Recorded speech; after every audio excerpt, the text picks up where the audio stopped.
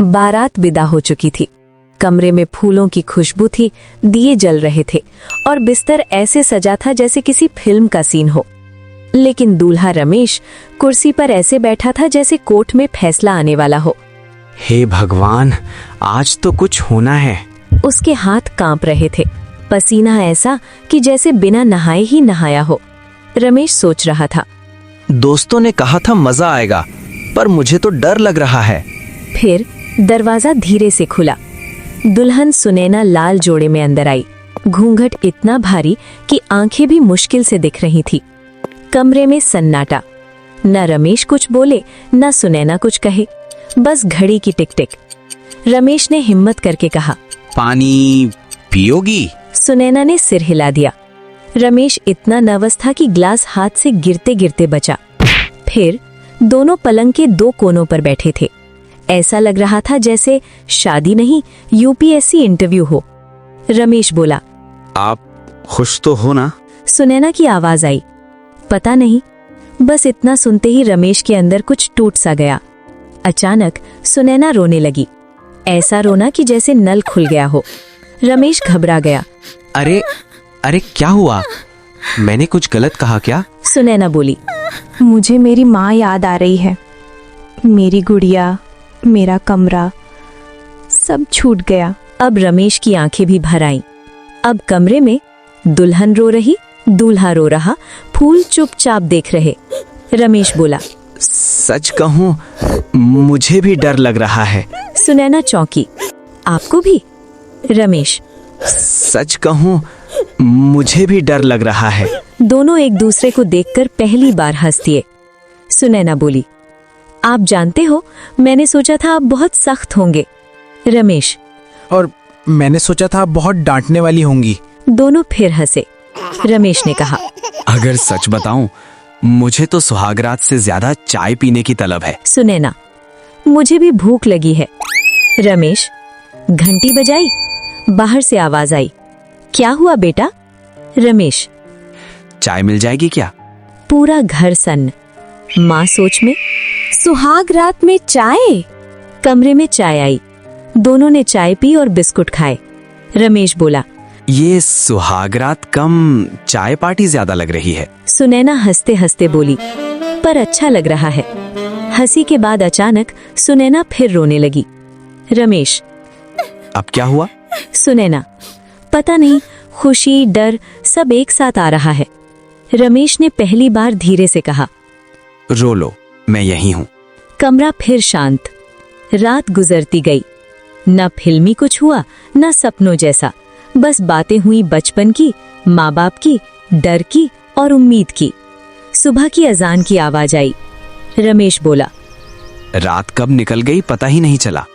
सुबह सास बोली, बहू रात कैसी रही? सुनैना शर्माते हुए बोली, चाय अच्छी थी। सास चौंकी।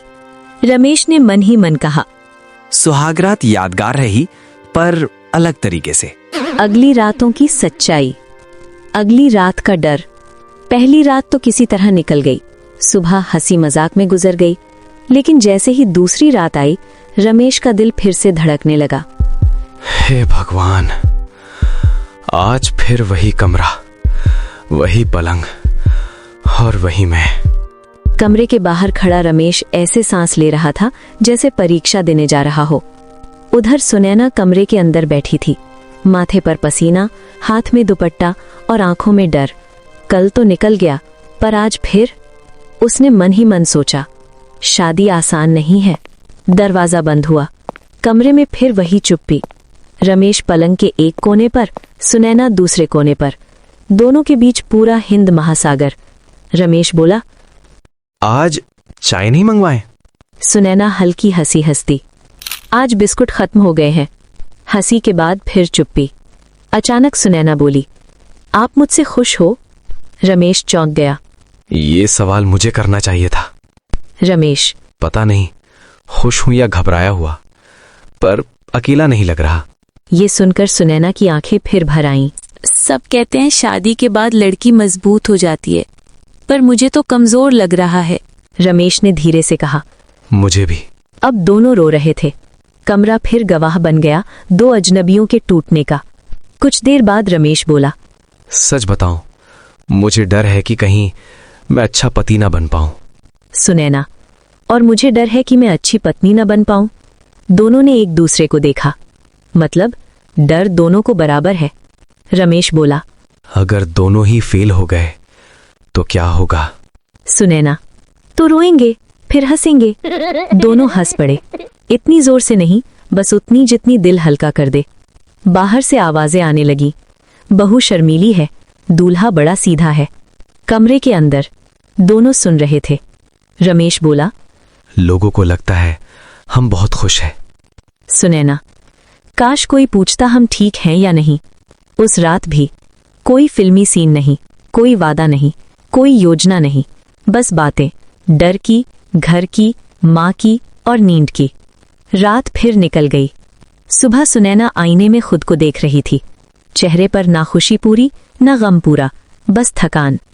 रमेश बोला, नींद पूरी हुई?